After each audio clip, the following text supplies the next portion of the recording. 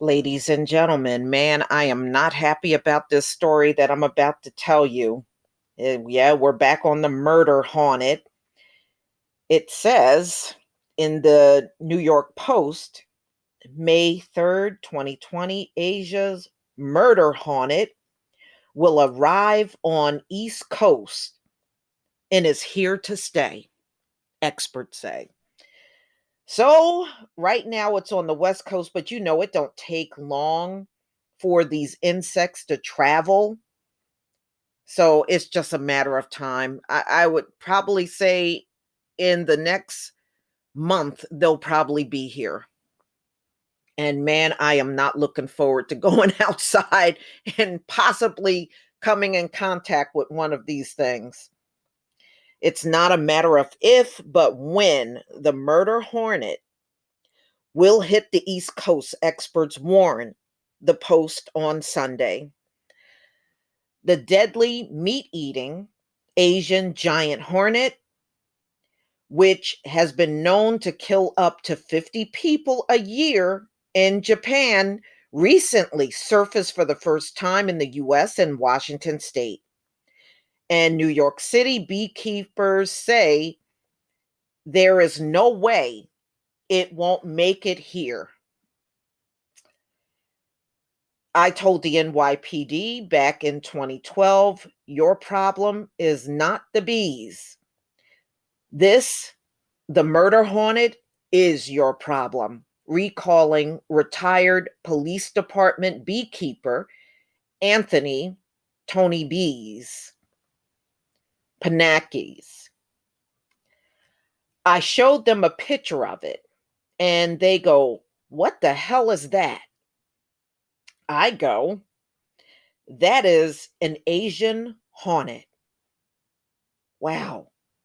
I mean, when you look at it in this picture in comparison, this hornet in comparison to the other common insects that we see, it's just unbelievable how big it is in size.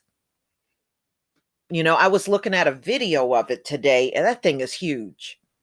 That is a big ass bug for real. Okay. Asked if the monstrous insects are dangerous to humans. Have you seen the mandibles on these things? The hornet, the world's largest, at more than 2 inches long. Yeah, this sucker is big. Were spotted in Washington state in December. Likely have made their way to the US aboard a ship from China. Now, I know they said this originated in Japan, but they said it got here through all of the things that they import into the country from China. Because I know a couple of people wrote, it's from Japan, but they're saying it traveled in here from China. So apparently, this same Asian hornet is in China too. It's not just isolated in one spot over there in Japan. Trust me, if this thing is in the US, it's in other countries too. That would just make common sense. So you don't have to keep writing to me that it's from Japan. I know what I said to you. It traveled in here from China. This is what they're saying. Okay. So they're expecting this thing to arrive on the East Coast at least over the next 2 to 3 years. I'm telling y'all, we had a very mild winter. Do not be surprised if this thing is inching its way over here now. It's one thing if you have because the year before we had a pretty cold and bitter winter. We had a lot of those polar vortexes coming down. We didn't have nowhere near as many this year. And the few little snowfalls we had, the snow was gone almost as fast as it came. So, no, I mean, being that we had a mild Winter, this thing is showing up a lot sooner than what they're telling you. He said, in terms of the eventual local infiltration, city green spaces in the outer borough are the most likely places. All it takes is a few hornets and you've got a colony. Spots such as the Bronx Botanical Gardens are an ideal place because it's plenty of open space and a lot of food, he said. Parks in general would be an attractive place for giant hornets, although you won't find them in very urban spots such as Manhattan. Yeah, because it's like when you get in a city, it's more concrete than trees. Y'all know what I mean, the ones that live in the city. You got more concrete than you do trees. It's not like the suburbs where you have trees everywhere.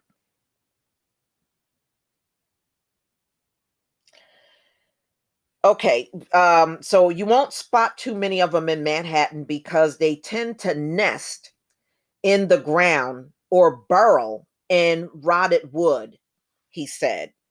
Manhattan beekeeper Andrew Coate said it could be years before they make a foothold on the East Coast, or they could end up on the back of someone's truck and be there in 4 days. Exactly.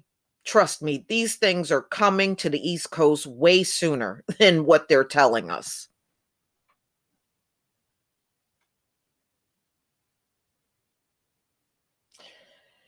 Okay, either way, the carnivorous insect is here to stay in the US, he said. We can expect them to be everywhere on the continent in time. It's a done deal, Coates said. There is no way to contain it to the West Coast. No, any flying insect, you can't contain them to one location. That is very true. He said he saw the giant hornets on a trip to China in 2017, where local beekeepers there use small bats that look like miniature cricket bats to hit the hornets in midair. Okay, so they were using bats to eat them. Okay, well, that makes sense. The sound that they make, it sounds like someone hitting a rock. The hornets are extraordinarily aggressive, Coates said. The prospect of my semi defenseless bees having to confront them sends chills up my spine. Yeah, because they use their mandibles to kill other bees.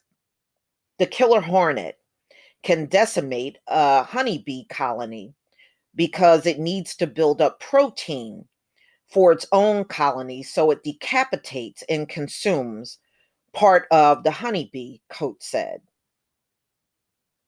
The hornet stinger is approximately a quarter inch long compared to a 16th of an inch for a honeybee. It's a little bit bigger than a cicada, he said, of a hornet. You'll see the tip of the stinger, but it's not until it actually extends the stinger out that's when it goes into your skin. And they're meat eaters. They'll go after birds, small sparrows, if they have to. Wow, they attack birds too? Oh man.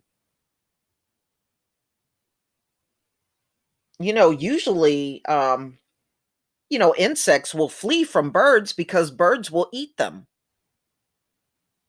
But see, we have, just like many states, we have a variety of small and large birds. We have the hawks and they're a big bird. And you usually see them in the early morning hour because they're out looking for rodents and stuff. So if you happen to go out, like, I would say, like at the time of sunrise, you'll see them flying around, hovering like around wooded areas, and they're just looking for small rodents to eat. And those birds are pretty big. And then, of course, we have the little finches, you got from the big to the small birds around here.